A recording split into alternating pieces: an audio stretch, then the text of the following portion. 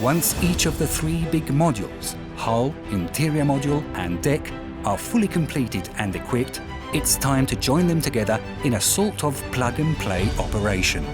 During this fundamental phase, the first elements to be joined are the hull and interior module.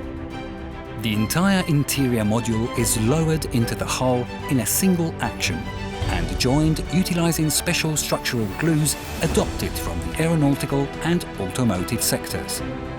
At the end of this first step, the interior lower deck rooms perfectly fit the hull.